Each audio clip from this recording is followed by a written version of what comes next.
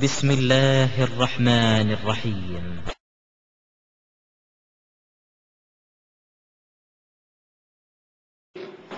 நபிகள் நாயகம் ஸல்லல்லாஹு அலைஹி வஸல்லம் அவர்கள் இந்த ஏகத்துவ பிரச்சாரத்தை முதல்ல படிப்படியா தான் அல்லாஹ் உங்களுக்கு ஆர்டர் பண்றான். நபியான உடனே உலகத்துக்குலாம் போய் பிரச்சாரம் பண்ணுன்னு அல்லாஹ் சொல்லவே இல்லை. ஆரம்பத்தில் உங்களுக்கு வந்த கட்டளை என்னன்னா இக்ரு தான். நீ ஓது, நீ விளங்கிக்க, நீ புரிஞ்சிக்க. இந்த கட்டளை தான் உங்களுக்கு வந்தது. பிரச்சாரம் பண்ண சொல்லி ஒரு கட்டளையும் வரல. பிறகு என்ன கட்டளை வருது? சொந்தக்காரங்களுக்கு சொல்லு. இரண்டாவது கட்டளை எப்படி வருது? ஊர் உலகத்துக்கு சொல்றதுக்கு முன்னாடி அன்சிர் அஷீரத்தக்கல் அக்ரபீன், உன்னுடைய நெருங்கின சொந்தக்காரங்களுக்கு எச்சரிக்கை பண்ணு என்று வசனம் வருகிறது. வந்தோன்னு என்ன செய்யறாங்கன்னா நெருங்கின சொந்தக்காரங்க எல்லாம் கூப்பிடுறாங்க. நெருங்கின சொந்தக்காரங்க கூப்பிட்டு எப்படி கூப்பிடுறாங்க? யா யா பனி அப்துல் முனாப், அப்துல் முனாஃபுடைய மக்களே. அப்துல் முனாஃப் அவங்க பாட்டனாருடைய மக்கள், தன்னுடைய குடும்பத்தார அப்படி சொல்றாங்க. அப்துல் முனாஃபுடைய மக்களே, லா உகுனி அன்கும் மினல்லாஹி ஷையா, நீங்க இந்த மார்க்கத்தை ஏத்துக்கிட்டீங்கன்னா தப்பிச்சீங்க. ஏத்துக்கலன்னு சொன்னா நான் உங்க குடும்பத்தை சேர்ந்தவன் தானே, நான் அல்லாஹ்ட்ட உங்களை என்ன காப்பாற்ற இயலாது. லா உகுனி அன்கும் மினல்லாஹி ஷையா, அல்லாஹ்விடம் இருந்து உங்களை கடுகளும் என்னால் காப்பாற்ற முடியாது. சொல்ற செய்தியை ஒழுங்கா வாங்கிக்க. லா இலாஹ இல்லல்லாஹ் நீ சொன்னாலே தவிர, அந்த கொள்கை ஏற்றுக்கொண்டாலே தவிர நீ வெற்றி பெற இயலாதுன்னு அவங்களுக்கு சொல்றாங்க. யா அப்பாஸ் இப்னு அப்துல் முத்தலிப், அப்துல் முத்தலிபுடைய மகன் அப்பாஸே, பெரியாப்பா கூப்பிடுறாங்க. அப்துல் முத்தலிபுடைய மகன் அப்பாஸே, லா உகுனி அன்க மினல்லாஹி ஷையா, அல்லாஹ்ட்ட இருந்து உன்னை எனக்கு காப்பாற்ற முடியாது. நீ பெரியாப்பாவா இருக்கலாம், ஆனா நீ இந்த மார்க்கத்தை ஏற்றுக்கொண்டால் தான் நீ வெற்றி பெற முடியுமே தவிர என்னுடைய பெரியவாப்பான்னு சொல்லி வெற்றி பெற முடியாது. நான் உன்னை காப்பாற்ற முடியாது. மறுமையில உனக்கு நான் எந்த உதவியும் எனக்கு செய்ய முடியாது. அதை யா வச்சு கேட்கிறாங்க. அதே மாதிரி யா சபியா அம்மத்த ரசூலில்லா, அல்லாஹ்வுடைய தூதருக்கு மாமியாக இருக்கக்கூடிய சபியா அவர்களே, அல்லாஹ்வுடைய தூதராக எனக்கு நீங்க மாமியா இருக்கிறீங்க, அவன் உங்களுக்கு சொல்கிறேன், லா உகுனி அன்கி மினல்லாஹி ஷையா, அல்லாஹ்விடம் இருந்து உங்களை எதுவும் நல்லா காப்பாற்ற, நீங்க நல்வழிக்கு வந்தாலே தவிர, அதன் மூலம் உங்களை நீங்கள் காப்பாற்றி கொண்டாலே தவிர நான் உங்களை காப்பாற்ற முடியாது. யா பாத்திமா பின்த முகமது, முகமதுடைய மகள் பாத்திமா பெத்த மகளையும் கூப்பிடுறாங்க. சொந்தக்காரங்கள் எல்லாம் எச்சரிக்கை சொல்லிவிட்டான். என்ன எச்சரிக்கை? யா பாத்திமா பின்த முகமது, முகமதுடைய மகள் பாத்திமாவே உனக்கும் சொல்றேன், சலி மாசியத்தி மிமாலி, என்னுடைய சொத்துக்களில் எதை வேண்டாலும் கேளு, தருவேன். பெத்த மகள்ங்கிறக்கா என்ன செய்வேன்? தருவேன். லா உகுனி அன்கி மினல்லாஹி ஷையா, அல்லாஹ்ட்ட இருந்து ஒன்றும் செய்ய முடியாது. நீ ஒழுங்கா நடக்கலன்னு சொன்னா நான் உன்னை காப்பாற்ற முடியாது. பணம் வேணுமா? ரசூலுல்லாஹ் வசதியா இருந்தாங்க. மக்காவுல இருந்த காலம் வரைக்கும் செல்வ செழிப்போட ஹிஜ்ரத் பண்ற வரைக்கும் செல்வ செழிப்போட இருந்தாங்க. அந்த மகள்கிட்ட சொல்றாங்க, உனக்கு பணம் வேணுமா? என்னுடைய சொத்தை போறாங்க தருவேன், மகள் என்பதற்காக வேண்டி. அல்லாஹ்ட்ட காப்பாற்ற முடியுமானா முடியாது. நீ இந்த கொள்கை ஏற்றுக்கொண்டாலே தவிர நீ ஹதீஜாவுடைய மகள் என்பதற்காகவோ என்னுடைய மகள் என்பதற்காகவோ நீ வெற்றி பெற முடியாது. இந்த கொள்கை ஏத்துக்கிறேன்னு என்று அவர்கள் சொன்னதாக புகாரியில 2753, 4770 இதெல்லாம் எதை காட்டுது? அவன் நம்ம லிமிட் தான் ரசூலை வழங்க வைக்கிறான்ல. அல்லாஹ் என்ன செய்யறான்? சொந்தக்காரங்களுக்கு எச்சரிக்கும் பொழுது நம்ம லிமிட் என்ன? எடுத்து சொல்றது நம்ம லிமிட், போதனை செய்யறது நம்ம லிமிட், மறுமையில வெற்றி பெற வைக்கிற நம்ம லிமிட் கிடையாது. அல்லாஹ் நாட்னா என் பிள்ளைய கூட தண்டிச்சிருவான், அல்லாஹ் நாட்னா எங்க பெரியாப்பா கூட தண்டிப்பான், அவங்க பெரியாப்பா சின்னப்பாங்கிற உறவை சொல்லிக்கலாம், யாரையும் என்னால காப்பாற்ற முடியாது என்று சொன்னார்களே. அப்ப இதெல்லாம் இதுல இருந்து நம்ம என்ன பாடம் கத்துக்கொள்வது? கத்துக்கொள்ளவில்லை. அவங்க பெரியார்கள் காப்பாற்றுவாங்க, மகான்களை காப்பாற்றுவாங்க, முரீது வாங்கினா காப்பாற்றுவாங்க, நம்மளை சொர்க்கத்தில் கொண்டு சேர்த்துருவாங்க. எவனும் சேர்த்துட முடியாது. எந்த அவன் போவானான்னு சொல்ல முடியாது. முரீது கொடுக்கறானே, முரீது கொடுக்கறவன் சொர்க்கத்துக்கு போவான்னு சொல்ல முடியுமா? முரீது கொடுத்த காரணத்துக்கு நரகத்துக்கு போவான். முரீதுன்னு சொல்ல நம்மளை ஏமாத்தின காரணத்துக்காக அது முரீதை பத்தி அப்புறம் வரும், அதெல்லாம் அதுக்கு தலைப்புல இருக்கிறது. அப்ப முரீதுன்னு ஏமாத்தின காரணத்துக்காக என்ன செய்வான்? நரகத்துக்கு போக போறான். அது ஒரு விஷயம். அடுத்து என்ன செய்யறாங்கன்னா, அதை விட முக்கியமானது, நபிகள் நீங்க உங்க இவ்வளவு பேர் உட்கார்ந்து இருக்கிறீங்க, புனித ரமலான் இருக்கிறது. இந்த ரமலான்ல கூட ஒரு 50 தடவையாவது பாவமணி தெரிவிப்பீங்களா? டெய்லி தெரிவிக்க மாட்டீங்க. ரமலான்ல கூட ஒரு 50 தடவை கூட நீங்க பாவமன்னிப்பு தெரிவிக்க மாட்டீங்க. ஆனா ரசூல் ஸல்லல்லாஹு அலைஹி வஸல்லம் அவர்கள் அவங்களுடைய எல்லா பாவத்தையும் எல்லாம் மன்னிச்சுட்டான். பாவ மன்னிப்பு தேடாட்டாலும் மன்னிச்சுட்டான். ஏன்? குர்ஆன்ல அப்படி சொன்னல, யக்ஃபிரு லக்கல்லாஹு மா தகத்தம மின் தம்பிக வ மா தஅக்கர், உன்னுடைய முன் பாவங்களையும் நான் மன்னித்து விட்டேன், பின்பாவங்களையும் மன்னிச்சுட்டேன்னு நல்லா சொல்லிட்டான். இன்னுமே நீ செஞ்சாலும், இந்த ஆயத்து இறங்குறதுக்கு முந்தி செஞ்சிருப்பிய அதையும் மன்னிச்சாச்சு, இந்த ஆயத்து இறங்குறதுக்கு பிந்தி என்னமா செய்வீல நாளைக்கு அட்வான்ஸா அந்த அட்வான்ஸா உனக்கு நான் மன்னிச்சிட்டேன், நாளைக்கு செய்யக்கூடியதையும் இன்னைக்கு அட்வான்ஸா உனக்கு மன்னிச்சிட்டேன் நல்லா சொல்லிட்டான். ரசூல் ஸல்லல்லாஹு அலைஹி வஸல்லம் என்ன பாவங்கள் அவங்கள்ட்ட நிகழ்ந்து இருந்தாலும் அதெல்லாம் எந்த கொஸ்டினும் கிடையாது. ஏன் அல்லாஹ் வந்து முன்தேதி இட்டு மன்னிச்சிடறான். இருந்தாலும் அல்லாஹ்வுடைய தூதர் என்ன பண்றாங்க, நம்ம மனிதர் தானே, நம்மள்ட்ட தவறு ஏற்படாம இருக்குமா? தவறுனா என்ன? நம்ம தவறுனா நம்ம எதை நினைச்சிட்டு இருக்கிறோம்? கொல்றது, கொலை செய்யறது, வட்டி வாங்குறது, இதுதான் தவறு நினைச்சிட்டு. இது மட்டும் தானே தவறு? ஒரு மனுஷன் தப்பா நினைக்கிற தவறு இல்லையா? கோல் சொல்றது தவறு இல்லையா? பொய் பேசுறது தவறு இல்லையா? ஒரு ஆளை பத்தி கிண்டல் பண்றது தவறு இல்லையா? நிறைய தவறுகள் நம்மகிட்ட இருக்கிறது. அப்ப அந்த மாதிரியான தவறுகள் எல்லாம் இல்லாத மனிதர் இருக்க முடியாது என்பதற்காக வேண்டி ரசூல் ஸல்லல்லாஹு அலைஹி வஸல்லம் சொல்றாங்க, வல்லாஹி அல்லாஹ்வின் மீது ஆணையிட்டு சொல்கிறேன், லா அஸ்தக்ஃபிருல்லாஹ வ அதூபு இலைஹி ஃபில் யௌமி அக்ஸர மின் 70 மர்ரா. தினமும், ரமலானுக்கு மட்டுமில்ல, தினமும் 70 தடவைக்கு மேல் என் இறைவனிடத்துல நான் பாவ மன்னிப்பு கேட்டுக்கிட்டே இருக்கிறேன். ஏன்? நானும் மனிதன், என்னுடைய தவற பிடிச்சா என்ன ஆகுறது? மன்னிச்சுட்டேன்னு சொன்னாலும் நான் என்ன செய்யறேன், எனக்கு உறுத்துது, நான் கேட்கிறேன். மனிதன் என்ற முறை என்னுடைய தவறுகளுக்காக வேண்டி ஒரு நாளைக்கு 70 தடவைக்கு மேல நான் அல்லாஹ்விடத்துல பாவ மன்னிப்பு கேட்டுக்கொண்டே இருக்கேன்னு சொல்றாங்களே, அவங்க தங்களுடைய எல்லை எங்க? நம்ம என்ன செய்யறோம்? இவங்க அவங்கள்ட்ட போய் பாவ மன்னிப்பு கேட்கறான். இவங்க அந்த கப்பாருள் ஹதாயாங்கிறான், நபியே நீங்க தான் எங்க பாவத்தை மன்னிக்கணுங்கிறான். அவங்க சொல்றாங்க நானே அல்லாஹ்ட்ட 70 தடவைக்கு கேட்டுட்டு இருக்கேங்கிறாங்க. 70 தடவைக்கு மேல டெய்லி நான் பாவ மன்னிப்பு கேட்கறாங்கிறாங்க. இவன் மௌலிது ஓதுங்கிற பேர்ல என்ன செய்யறான், ரசூலுல்லாவே நீங்க தான் எங்க பாவத்தை மன்னிக்கணுங்கிறான். எப்படி இது? அப்ப நபிகள் நாயகம் ஸல்லல்லாஹு அலைஹி வஸல்லம் அவர்களா இருந்தா கூட அவர்களும் தங்களுடைய பாவத்தை உணர்ந்து மன்னிப்பு கேட்கக்கூடியவர்களா இருந்தார்கள். இது வந்து புகாரியில 5832வது ஹதீஸில் இருக்கிறது. அதே மாதிரி ரசூல் ஸல்லல்லாஹு அலைஹி வஸல்லம் அவர்கள் இன்னும் சில அவங்களுடைய பிரார்த்தனைகள், அவங்களுடைய வாழ்க்கையில் நடந்த சம்பவங்கள்லாம் இருக்கிறது. இதை நம்ம தொடர்ச்சி எறிகிற மாதிரி தான் எல்லா வாதங்களும். நீங்க வந்து ஒரு விஷயமே அதிகமா போகுது நினைக்க கூடாது. அதிகமா போனாலும் முழுமையா போயிடணும், தெளிவாக போய்விட வேண்டும். இது இங்க வந்திருக்கிற உங்களை மட்டும் கருத்தில் கொண்டு இல்ல, காலகாலத்துக்கு இந்த ஏகத்துவத்தை பிரச்சாரம் செய்யக்கூடிய எதிரான கருத்தில் உள்ளவர்களுக்கு பயனளிக்க வேண்டும் என்கிற ஒரு நோக்கத்திற்காகத்தான் சொல்லப்படுகிறது. அதனால இது சம்பந்தமா எவ்வளவு ஆதாரங்கள் வந்திருக்கிறதோ அவளையும் நம்ம கூடுதலா தெரிஞ்சு கொள்ள வேண்டும். தெரிஞ்சுக்கிறது அல்லாஹ்வே சொல்றான், 1 போதும் 2 போதும் அல்லாஹ் 2 நிப்பாட்டிக்கலாம்ல. இப்ப நான் சொன்ன எல்லாம் குர்ஆன்ல இருக்கிறது, இப்ப நான் சொன்ன எல்லாமே ஹதீஸ்ல எடுத்து காட்டுறேன். அல்லாஹ்வே 2-3 சம்பவம் போதும்டா 2-3 விட்டுருப்பான்ல, அவனே நிறைய திருப்பி சொல்லுவது என்ன விளங்குது? இன்னும் இருக்கு நிறைய, கொஞ்சம் தான் உங்களுக்கு சொல்லி இருக்கு. அப்ப இவ்வளவு திருப்பி அல்லாஹ் சொல்றான்னு சொன்னா நம்மளும் திருப்பி சார்ஜ் ஏற்றி கொள்ள வேண்டும். ஏகத்துவதில தடுமாறி போயிருவோம். இப்படி திருப்பி ஏத்தாத காரணத்தினாலதான் நம்முடைய அப்பன் பாட்டன்மார்கள் சமாதி வழிபாடு செய்யக்கூடியவர்களா மாறி போனார்கள். நம்ம மாறக்கூடாது, நம்ம பிள்ளைகள் மாறக்கூடாது என்று சொன்னால் இந்த ஏகத்துவத்தினுடைய சார்ஜ் அதிகமாக நம்ம ஏற்றிக் கொள்ள வேண்டும். நபிகள் நாயகம் ஸல்லல்லாஹு அலைஹி வஸல்லம் அவர்கள் ஒரு முறை அல்லாஹ்விடத்தில் ஒரு பிரார்த்தனை செய்கிறார்கள். அது என்ன பிரார்த்தனை என்று சொன்னால், ஒன்றுக்கு மேற்பட்ட மனைவிமார்களோடு வாழ்க்கை நடத்தக்கூடியவர்கள் அவங்கள்ட்ட நேர்மையாக நடக்கணும் என்று மார்க்கம் சொல்லுகிறது. எல்லாருக்கும் ஒரே மாதிரியாக செலவு கொடுக்க வேண்டும், தங்கக்கூடிய நாட்கள் ஒரே மாதிரியாக இருக்க வேண்டும், எந்த விதமான பாரபட்சம் இருக்கக்கூடாது என்றெல்லாம் இந்த மார்க்கத்தில் நிறைய அதுக்கு கண்டிஷன்லாம் இருக்கிறது. நபிகள் நாயகம் ஸல்லல்லாஹு அலைஹி வஸல்லம் அவர்கள் அந்த விதிமுறைகளை முழுமையாக பேணித்தான் நடந்தார்கள்.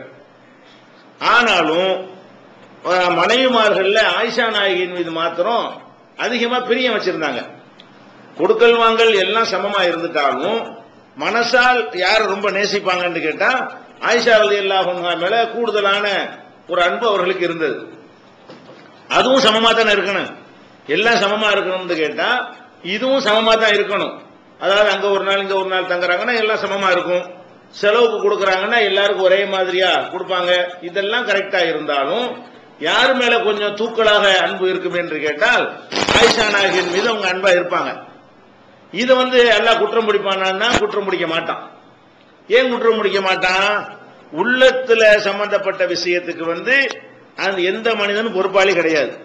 இப்ப நமக்கு ஒரு 4 பிள்ளை இருக்குன்னு வைங்களேன், 4 பிள்ளையில நம்மளை அறியாம ஒரு பிள்ளைய நம்ம அதிகமா விரும்புவோம், ஒரு பிள்ளைய கம்மியா விரும்புவோம், பிடிக்கவே செய்யாது. ஒரு வீட்டுல எடுத்துக்கிட்டீங்கன்னா ஒரு அப்பனுக்கு என்ன செய்ய, 4 பிள்ளை இருந்தா ஒரு பிள்ளை அறவே பிடிக்காது, ஒரு பிள்ளை ரொம்ப பிடிக்கும். அது மாதிரிலாம் இருக்கு. இது ஏன் பிடிக்குன்னு காரணம் சொல்ல இயலாது. தகப்பனாருக்கு ஒரு பிள்ளைய பிடிக்கும், தாயாருக்கு ஒரு பிள்ளைய பிடிக்கும். அது ஏன் தாயாருக்கு மட்டும் அந்த பிள்ளைய பிடிக்குது, தகப்பனாருக்கு எந்த பிள்ளைய பிடிக்கும் சொல்ல முடியுமா? சொல்ல முடியாது. ஏன்? மனசுல அன்பு வருவது என்பதெல்லாம் நம்ம பிளான் பண்ணி திட்டமிட்டெல்லாம் வருவது இல்லை, சும்மா வந்துடும். ஒரு கல்லூரியில கொண்டே மாணவர்களை சேர்க்கிறீங்க, எத்தனை பேர் இருப்பார்கள், அதுல ஏதோ ஒரு 2 பேருக்கு மத்தியில ஒரு பாசம் வந்துடும். நண்பர்கள் ஆகிக்குவாங்க. அந்த 2 பேர் மட்டும் ஏன் ஆனாங்க யாருக்கும் சொல்ல முடியாது, காரணம் சொல்ல முடியாது. இவ்வளவு பேர் இருக்காங்களே எல்லாரோடய ஆக வேண்டியதானே? அப்படிலாம் திட்டமிட்டுலாம் யாரும் போறது கிடையாது. அவங்க திடீர்னு என்ன செய்யும், ஒருத்தர் மேல ஒருத்தர் ஈர்ப்பு வந்துடும், அன்பு செலுத்த ஆரம்பித்து விடுவார்கள். அப்ப இந்த மாதிரியான ஒரு மேட்டர்கள்ல எல்லாம் நம்ம கண்ட்ரோல்ல இல்ல. நம்ம நினைச்சா என்ன செய்யறது, அன்பை நாங்க சமமா செலுத்துவோம், எல்லாரும் 5 அண்ணன் தம்பி இருந்தா 5 பேரையும் நான் சமமா பார்ப்பேன் அப்படின்னு நம்ம செய்ய முடியுமான்னா முடியாது. மனிதனுக்கு அந்த ஆற்றலை எல்லாம் கொடுக்கல. சரி, மற்ற மனிதர்களுக்கு கொடுக்கவில்லை. நபிகள் நாயகம் ஸல்லல்லாஹு அலைஹி வஸல்லம் எல்லாம் கொடுத்தானா? கொடுக்கிறதா இருந்தா அது மனசையும் கரெக்ட் ஆக்கி மனசு விஷயத்திலையும் எல்லாருக்கும் சமமா அன்பு செலுத்தக்கூடிய வகையில் அவங்களுக்காவது அல்லாஹ் அந்த சக்தியை கொடுத்தாங்கன்னா கொடுக்கல. அவங்களுக்கு தெரிகிறது, ரசூல் ஸல்லல்லாஹு அலைஹி வஸல்லம் தெரிகிறது, நம்ம கொடுக்கல் வாங்கல்லாம் கரெக்டா நடந்துக்கிறோம். ஆனா ஒரு மனைவியின் மட்டும் கொஞ்சம் அதிகமா நம்ம அன்பு செலுத்துறோம். ஆனா இது பாரபட்சம் தான்.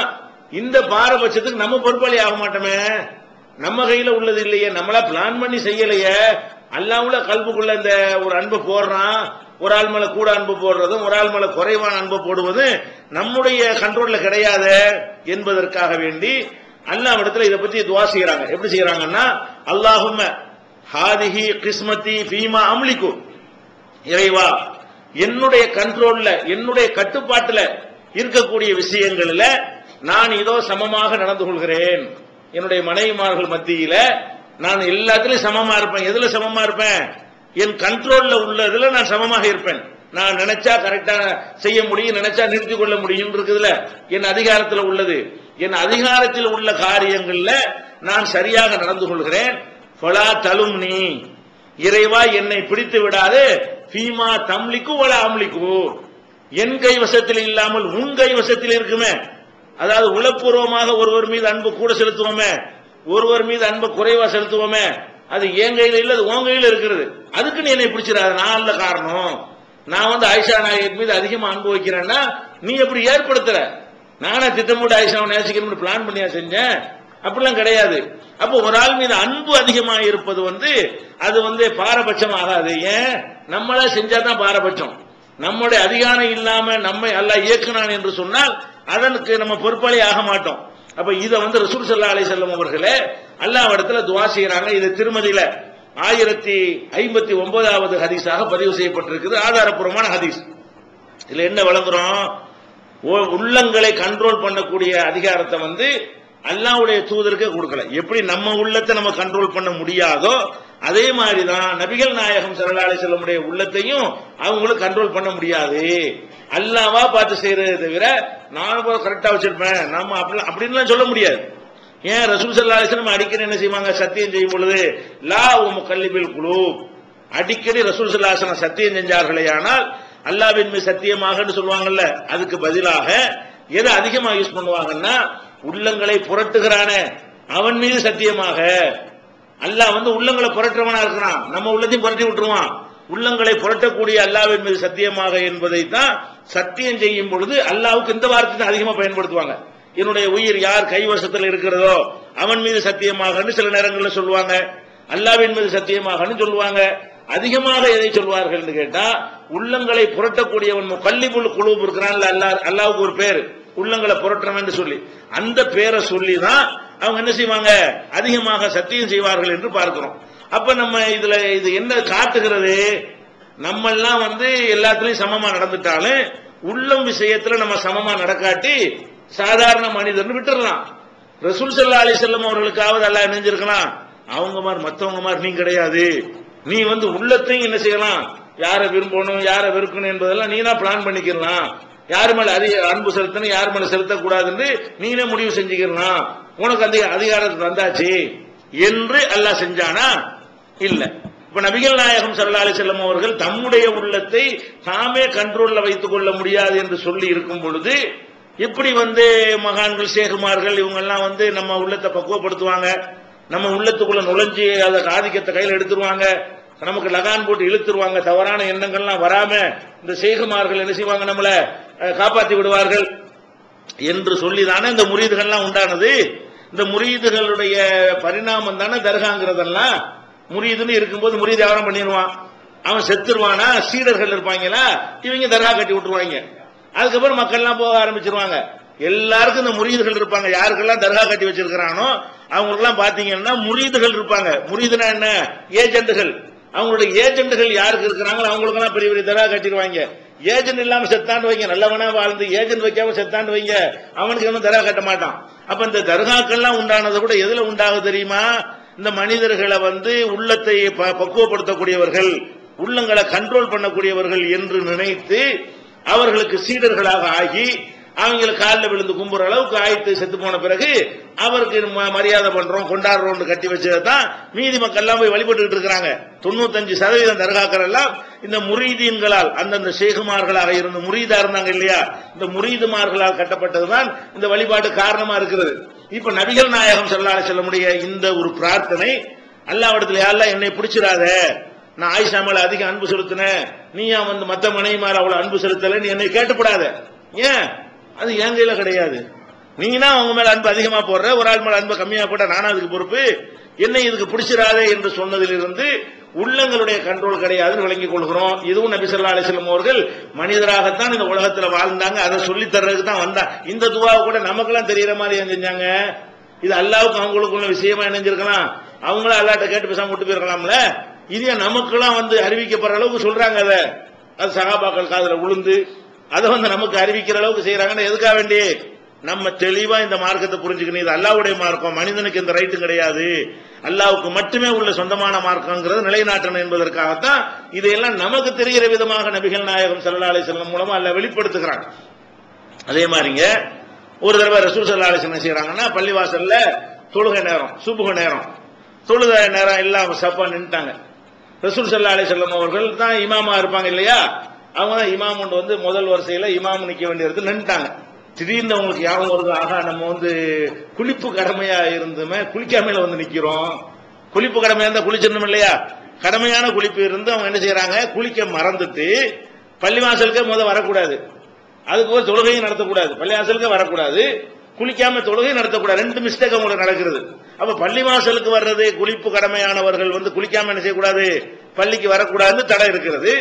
கடந்து போவதற்காக வரலாம், இந்த வழியா புகுந்தா அந்த வழியா போக முடியும்னு சொன்னா அதுக்கு மட்டும் அல்ல அனுமதிக்கிறான். இல்ல ஆபிரி சபீலின், பாதையை கடந்து செல்பவர்களாக தவிர நீங்க என்ன செய்யக்கூடாது, பள்ளிவாசலுக்கு போகாதீங்க அல்லாஹ் குர்ஆன்ல தடுக்கிறான். அந்த அடிப்படையில் நபி ஸல்லல்லாஹு அலைஹி வஸல்லம் அவர்கள் இப்ப குளிப்பு கடமையா தான் இருக்கிறாங்க. கடமையான குளிப்புக்கு உரியவர்கள் குளிக்காம பள்ளிவாசலுக்கு வரலாமா? அது பெரிய மேஜர் மிஸ்டேக், அது தப்பு, குற்றம், அல்ல விடுதலை பெரிய பாவம்.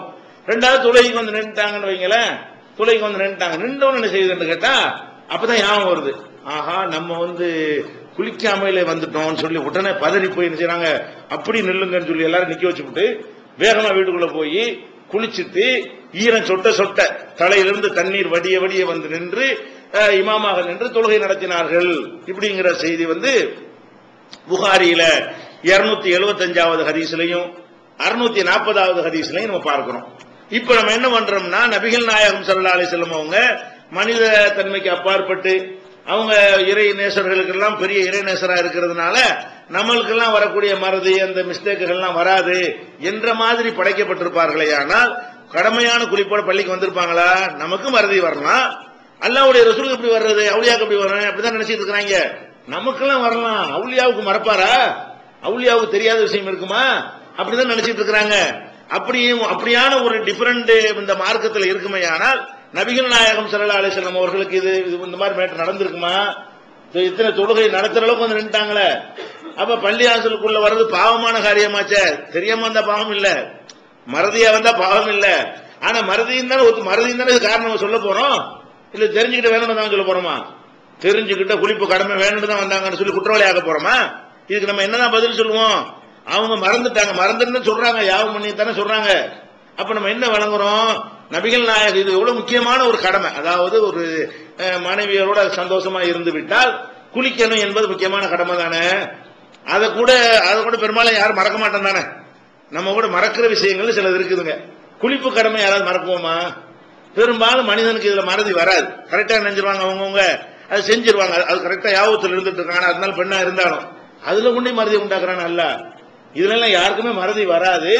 இதுல போய் என்ன செய்யறான் அல்ல, மறதியை உண்டாக்கி எதுக்கு இதை காட்டுறான்? மனிதர் தான் என்பதை காட்டுவதற்காக வேண்டி சபையில நிக்க வச்சு அவ்வளவு பேரும் சாட்சியாக்கி சஃப்ல அணிவகுக்க வச்சு கிளம்பும் போதே யாவப்படுத்தி நிப்பாட்டி தான் ஒருத்தரும் தெரியாமையாவது போயிருக்கும். பள்ளிவாசல் வரைக்கும் வர வைக்கிறான் அல்ல, இவ்வளவு மக்களையும் பார்க்க வைக்கிறான், தொழுகை தக்பீர் கட்டுற வரைக்கும் கடைசி வரைக்கும் வருது. அப்புறமா இந்த நிர்வாகத்தில் குளிச்சுட்டு வந்துடுறேன், நான் குளிப்பு கடமையான நிலையில் ஒடியாந்துன்னு சொல்லி வேகமா ஓடி போய் குளிச்சுட்டு வந்து அந்த மக்களை நிக்க வச்சுட்டு என்ன செய்யறாங்க, தொழுகிறாங்கன்னா இது மக்களுக்கு அறிகிற மாதிரி எல்லாம் இதை ஏன் செய்யறான்? இது வழங்க வேணாமா?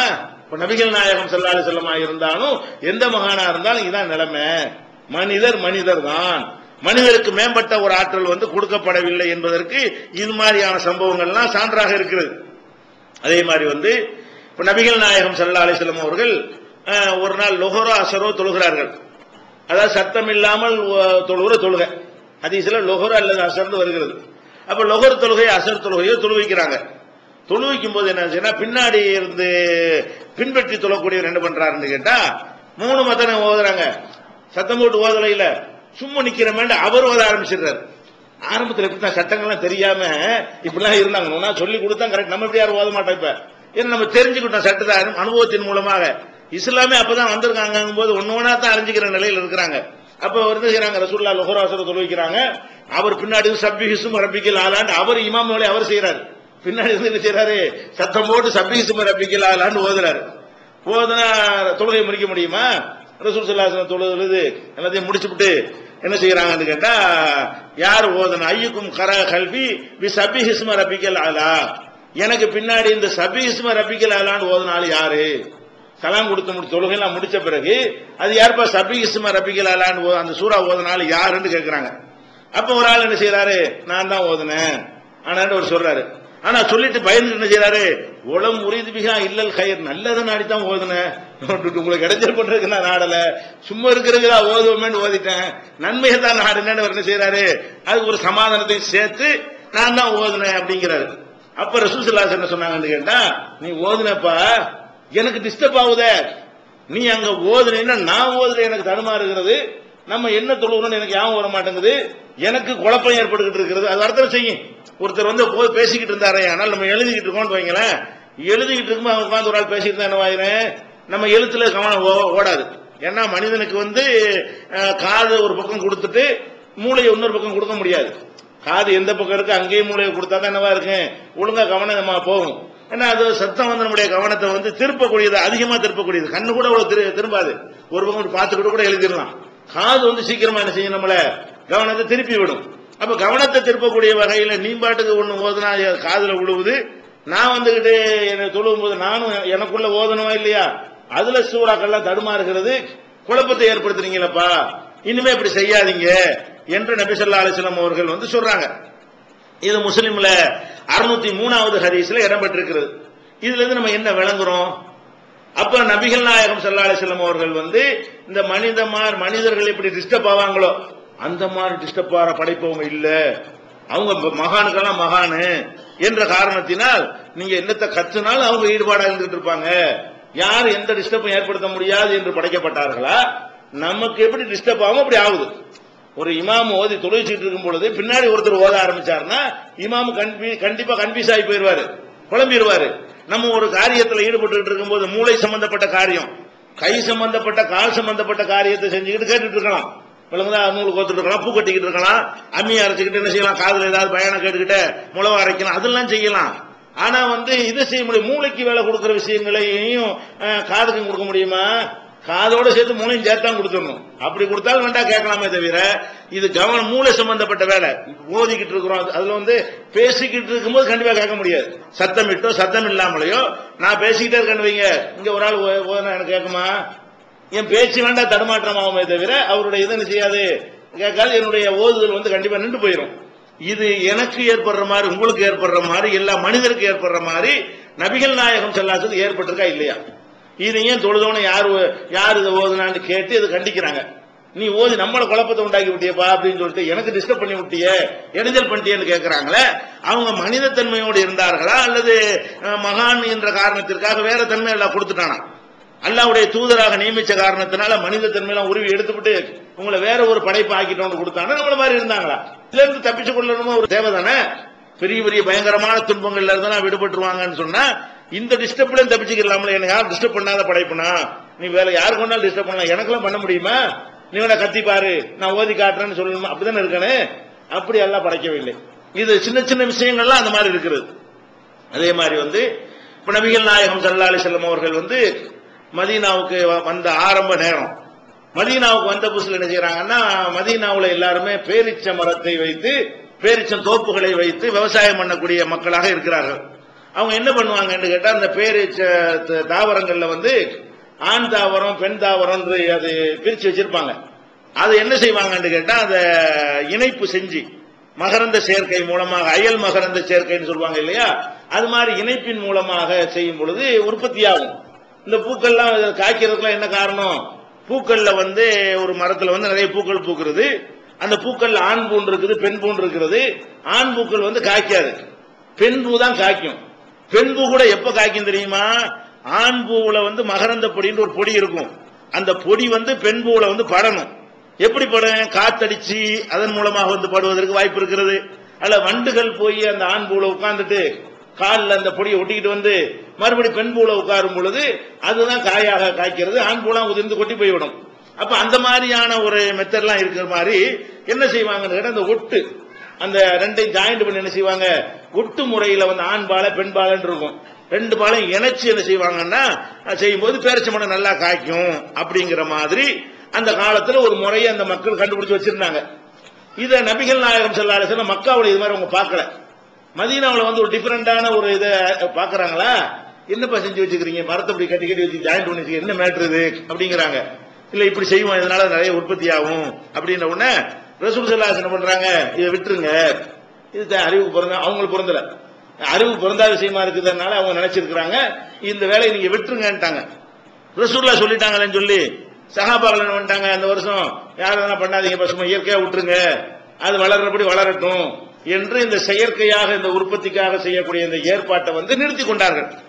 நிறுத்தினா பார்த்தா உற்பத்தி மகசூல் குறைஞ்சு போச்சு. இருக்கிறதெல்லாம் ரொம்ப அந்த வெட்டையா அந்த சாவி மாங்கல், அதாவது தரம் குறைந்த மட்டமான பேரிச்சம்பழங்களாக என்ன செய்யுது, உற்பத்தியாக இருக்கிறது. உற்பத்தியுடைய அளவும் குறைந்து விட்டது. அப்ப ரசூல் ஸல்லல்லாஹு அலைஹி வஸல்லம் என்ன செய்யறாங்க, வந்து மாலி நகலிக்கும், என்ன பேரிச்சம்பழம் என்ன பாய்ச்சி நல்லா போன வருஷம் நல்லா இருந்துச்சு, இந்த வருஷம் இப்படி இருக்கேங்கிறாங்க. அது ரொம்ப நாளாச்சு நடந்து, அன்னைக்கேவா காய்ச்சினேன், இது ஒரு நாள் சொல்லியிருப்பாங்க, அதுக்கப்புறம் 6 மாசமோ எவ்வளவு காலம் காய்ப்பதற்கு எடுக்குமோ அவ்வளவு காலம் போய்விட்டதுனால நம்ம சொல்லி தான் இப்படி வந்துச்சு உங்களுக்கு தெரியல. திரும்பி இந்த பேரிச்ச மரத்தை பார்த்துட்டு என்ன இது ஏன் இப்படி இருக்கு, பேரிச்ச மரம் போன வருஷம் நல்லா இருந்துச்சு, இந்த வருஷம் உற்பத்திலாம் அப்படி கம்மியா கிடக்குது அப்படின்னு சொல்லி கேட்கறாங்க.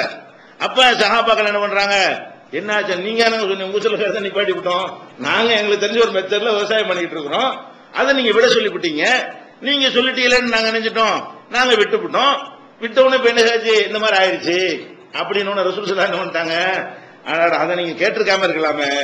என்ன சொல்றாங்க, அது மார்க்க விஷயமா, மார்க்க விஷயமா நான் வந்து தொழுகை இபாதத்து திக்ர் இதுகளை சொன்னா அது அல்லாஹ்ட்ட இருந்து வாங்கி சொல்றேன், வஹீல சொல்லுவேன்.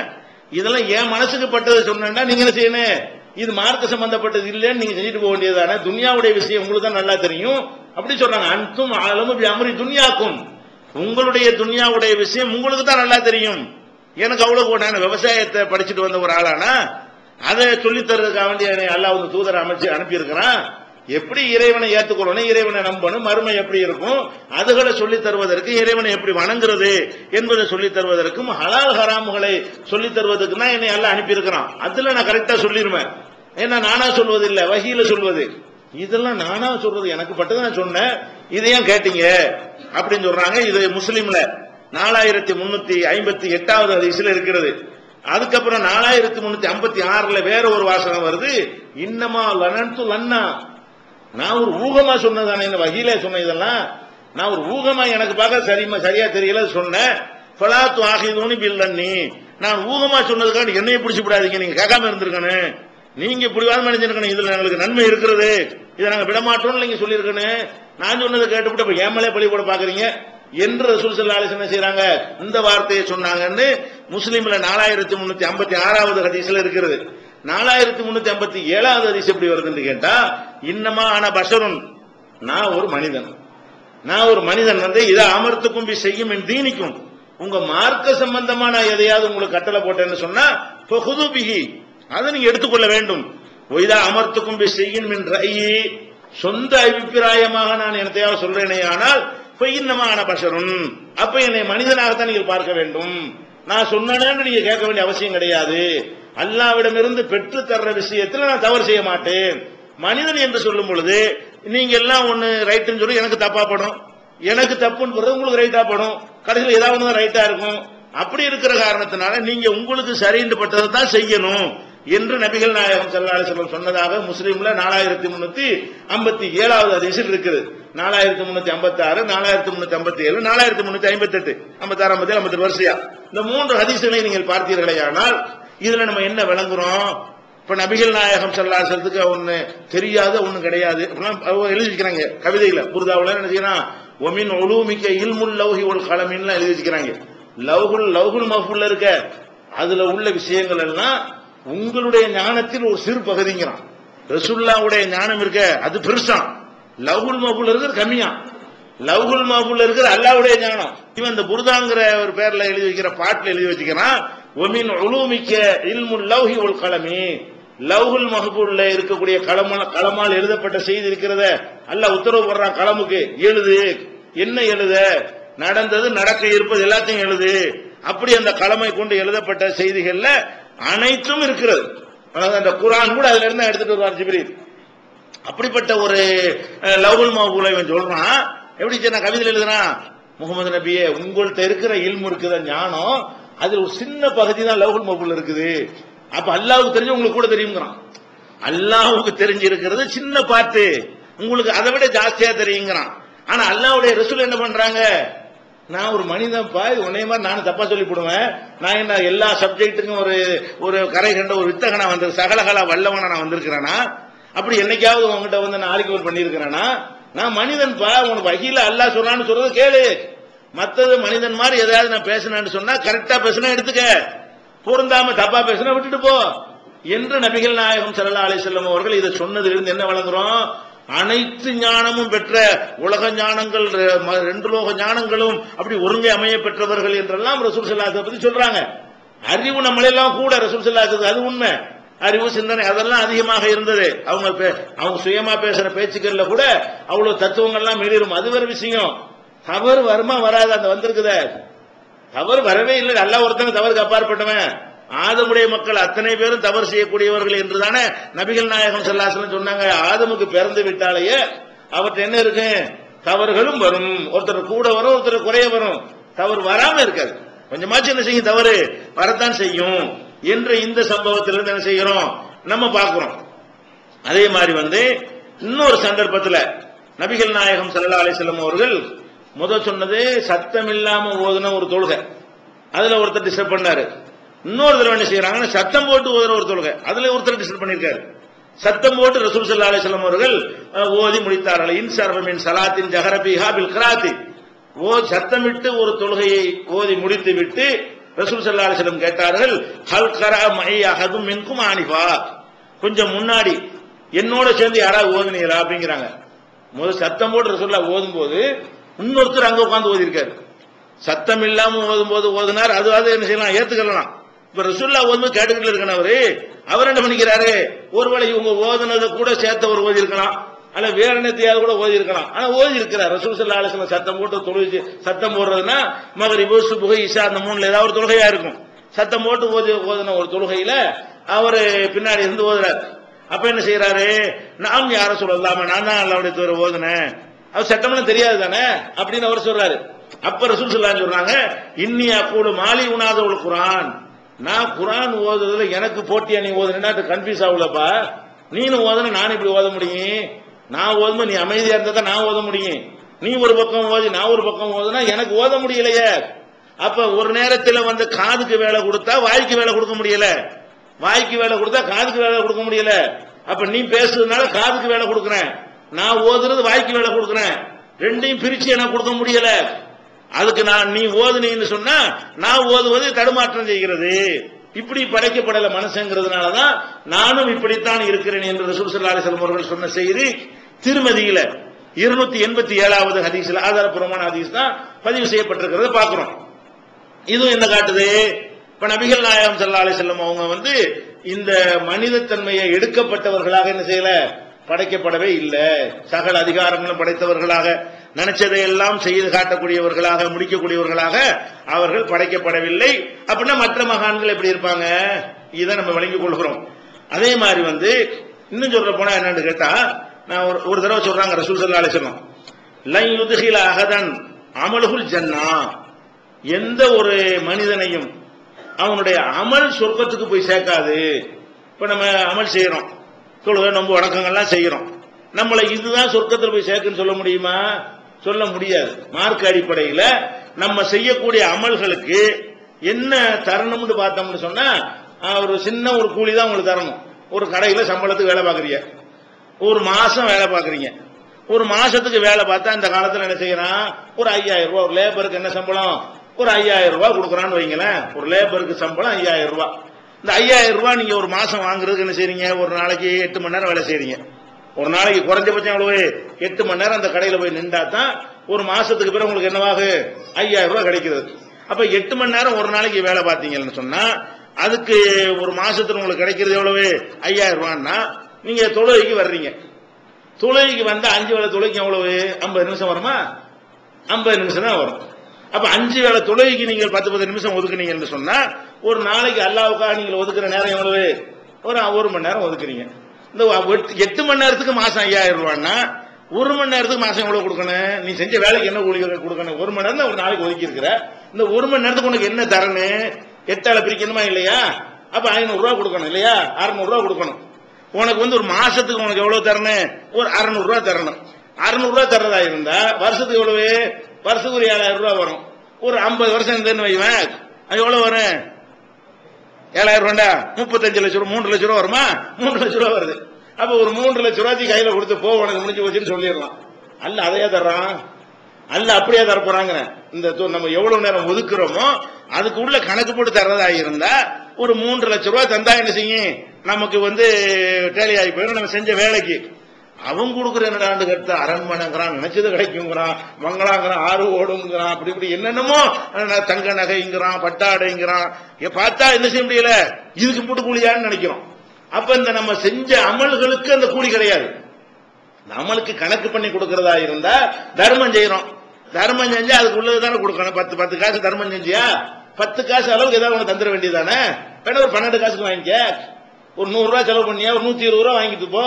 இவ்வளவுதானே தரும். ஒரு வட்டி கடையில் கொண்டு கொடுத்தீங்கன்னா வட்டி கணக்கு தானே மனுஷனுக்குள்ள கணக்கு. வட்டி கணக்கு எப்படி பார்ப்பான்? 100 ரூபாய் கொடுத்தா 120 ரூபாய் கிடைக்குமா? அவ்வளவுதானே கிடைக்கணும். நீ 1 லட்சம் ரூபாய் தர்மம் பண்ணா கூட 1,20,000 வாங்கிட்டு போ.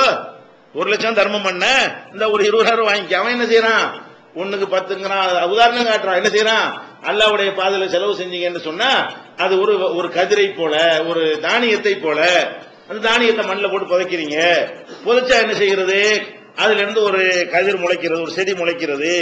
அதுல 7 கதிர்கள் இருக்கிறது. ஒவ்வொரு கதிரிலும் என்ன இருக்குது? 100 நெல்மணிகள், கோதுமைகள் இருக்கிறது. அப்ப 700 ஆச்சு. ஒரே ஒரு நெல்லை போடுறோம், ஒரே ஒரு கோதுமையை போடுறோம், அதுல இருந்து ஒரு செடி முளைக்கிறது. அதுல 7 கிளைகள் உண்டாகிறது. ஒரு கிளையில 100 நெல் இருக்கிறது. போட்டது 1 கிடைக்கிறது 700. இது உதாரணம் காட்டுறான். அல்லாஹ்வுடைய பாதையில் நீங்க செலவு செய்த உதாரணம் என்னன்னு சொன்னா கமசலி ஹப்பத்தின், ஒரு தானியம் 58 சபா சனாபில, அதிலிருந்து 7 கதிர்கள் முளை விடுகின்றன. ஃபீக்குள்ளி சும்புலத்தின் மேத்து ஹப்பா, ஒவ்வொரு கதிரிலையும் 100 தானியங்கள் இருக்கின்றன. இது மாதிரி தான் வல்லாஹு யுலாயிபு லிமையஸா, அல்லாஹ் நாடினா இதுக்கு மேலையும் பன்மடங்கா தருவான். எடுத்த எடுப்புல 700. நீங்க 1 ரூபாய் செலவழிச்சீங்கன்னா 1.20 கிடைக்காது, 700 ரூபாய் எடுத்த எடுப்புலயே. 1 ரூபாய்க்கு 700. உலகத்தில் எந்த லாபமாச்சும் இருக்குதா? எந்த துறையிலையாச்சும் 1 ரூபாய் கொண்டு போட்டுவிட்டு 700 ரூபாய் சம்பாதிக்க முடியுமா? 2Gலயோ 4Gலயோ கூட முடியாது. இவ்வளவு எல்லாம் கிடைக்காது. அது அதிகமா கிடைக்கக்கூடிய இருக்கிறாங்க. அதுல கூட 1க்கு 700 கிடைக்கும். 1க்கு 700 கணக்கெல்லாம் என்ன செய்யாது, வரவே வராது. என்ன, ஒரு 500 போட்டு ஒரு 700 எடுப்பான். அப்படித்தான் இருக்குமே தவிர 1க்கு 700 எல்லாம் கிடைக்கவே கிடைக்காது. அப்ப நம்ம சொர்க்கத்துக்கு மனிதன் போறான்னு சொன்னா அவனுக்கு அமலுக்கு அல்ல துணுக்குமா கணக்கு போட்டு கொடுத்தானே ஒன்னும் சொர்க்கமெல்லாம் கிடைக்காது. ஒரு 25 வருஷத்துக்கு அரண்மனையில் வாழ்ந்துட்டு அப்புறம் செத்து போய் தொழடான், அவ்வளவுதான் நமக்கு கிடைக்குமே தவிர நடந்த காலகாலத்துக்கு அனுபவிக்கிறதுக்கு கிடைக்கும். அப்ப இது எதனால நமக்கு சொர்க்கம் கிடைக்குதுன்னு கேட்டா கருணையினால் கிடைக்கிறது. அல்லாஹ் என்ன செய்யறான்? அடியான்னு பலவீனமா படைச்சிட்டோம். ஏதோ இந்த உலகத்தில் உள்ள ஆசாபாசங்களையும் வச்சுக்கிட்டு சொன்னோன்னு நேரத்தை ஒதுக்கி வரணும், சொன்னோன்னு சாப்பிடாம கிடக்குறான், காசு மேல ஆசையா இருக்கும்போது கூட அள்ளி என்ன செய்யறான்? கொடுக்குறான். அவனுடைய உணர்வுக்காக வேண்டி கூடுதலா நம்ம கொடுப்போமே. அருளால் தான் கிடைக்கிறது. எதனால கிடைக்கிறது? கணக்கு பார்த்து கிடைக்கவில்லை. நம்ம யாருக்கு சொர்க்கம் கிடைத்தாலும் அவர் பயங்கரமா அல்லாஹ்வுக்கு செஞ்சிட்டாருங்கிறதுக்கா கொடுக்கறது கிடையாது. காலமெல்லாம் நீங்க இருந்தா கூட கடைசி தரஜாவுல ஒரு சொர்க்கம் இருக்க தானே செய்யும். அந்த சொர்க்கத்துக்காகவே நம்முடைய அமல்கள் போதுமானதா இருக்குமானா இருக்காது.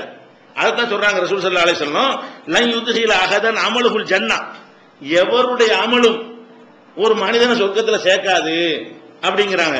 சஹாபாக்கள்லாம் கேட்கிறாங்க, வலா அந்த யா ரசூலல்லாஹ், அல்லாஹ்வுடைய தூதர் நீங்களுமா, நீங்க எவ்வளவு அமல் செய்றீங்களே, உங்க அமலுக்கு கூட அந்த சொர்க்கம் சேர்த்துறாதா அப்படிங்கிறாங்க. நாங்க எங்களுக்கு சரி நீங்க சொல்றது, நாங்க என்னது அமல் செய்யறோம், நீங்க ராத்திரி புறம் நின்று வணங்குறீங்க, காலெல்லாம் வீங்கி போற அளவுக்கு வணங்குறீங்க, உள்ளமெல்லாம் கரெக்டா இருக்கு, கோழு பொய் புறம் இதெல்லாம் அதிகமா நாங்க செஞ்சிட்டு இருக்கிறோம், அதெல்லாம் கூட இல்லாம நிறைய மார்க்கு மேல விழுந்துகிட்டு இருக்கிறது, உங்களுக்கு தான் உங்க அமலுக்கே சொர்க்கம் கிடைச்சிருமே.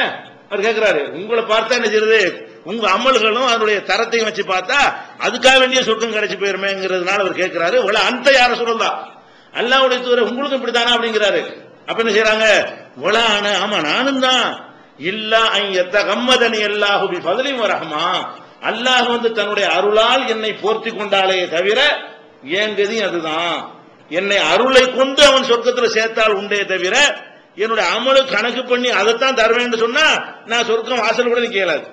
நானும் ஒண்ணு பெருசா, நான் மனுஷனா தானப்பா இருக்கிறேன், அதுக்கு என்ன அர்த்தம், நீங்கள் எப்படி மனிதர்களாக இருந்து முழுமையாக இறைவனுக்காக நீங்கள் ஒன்னும் செய்து விடுவது இல்லையோ அது மாதிரி தான் நான் இருக்கிறேன். என்னுடைய அமல்களை கொண்டு கூட நான் என்ன செய்ய முடியாது, சொர்க்கத்தை அடைய முடியாது, நீங்கள் அடைய முடியாது, அருளால் தான் அடைகிறோம். இது புகாரியில 6463 6467 ஹதீஸ் எல்லாம் பார்க்கிறோம். இது எதை காட்டுகிறது, தவம் செய்யறாரு அல்லாஹ்வுக்கு அப்படி பண்றாரு அப்படிலாம் சொல்றாங்க. அப்படி மூழ்கி இரண்டரை கலந்துருவாராம், அல்லாஹ்வுக்காக நெஞ்சிருவாராம். அந்த மகான்கள்லாம் இரண்டரை கலந்து விடுவார்கள், அல்லாஹ்வோடு ஒன்றி விடுவார்கள், அவங்களுக்கு ஒண்ணுமே தெரியாது. அப்படிலாம் என்ன செய்யறது, போய்கிட்டே இருந்தான ஒரு மகான் ஒரு அழகான பொம்பளை பார்த்து கட்டி பிடிச்சிட்டாராம். என்னோட மகான் இப்படி செய்யறோட அப்புறம் கொஞ்சம் தூரம் போனோம்னு ஒரு கொள்ளனுடைய உலையில துருத்தி இருக்கும்ல, அதுல தீ வச்சு தீக்கம் கெடுத்து முத்தம் போட்டாராம். பத்தியாடா, எனக்கு அதுவும் பொம்பளை அப்படித்தான் தெரியுது, தீயும் ஒன்னாதான் தெரியுது, நாங்கள் அப்படி மாறி விட்டோம்.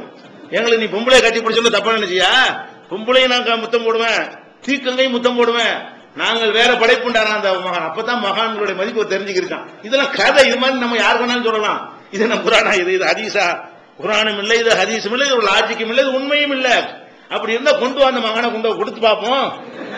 அதான் கதையில தானே நடக்குது, நெஜத்தில் நடக்கிற கொண்டாந்து காட்டு, நான் கொண்டு வர தீக்கங்க கொண்டு வர்றேன், தீக்கங்க கொடுத்து முத்தம் போட சொல்லுவோம். இப்படி எவனா இருந்திருப்பானா, எவனும் இருந்திருக்க முடியாது. ஆனா இப்படி எல்லாம் பில்டப் கொடுக்குறாங்க, அது இல்லன்னு காட்டுதா இல்லையா.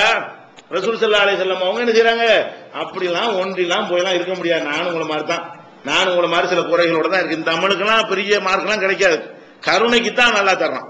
என்னுடைய சேவைக்கு நுபுவத்துடைய சேவை பெரிய சேவை தான், இந்த சேவைக்கு கூட எது கிடைக்காது, சொர்க்கம் கணக்கு பார்த்து அல்லாஹ் கொடுத்தால் கிடைக்காது, ஏதோ ஒரு போனா போகுதுன்னு அல்லாஹ் தந்தாதான் உண்டு சொல்றாங்க.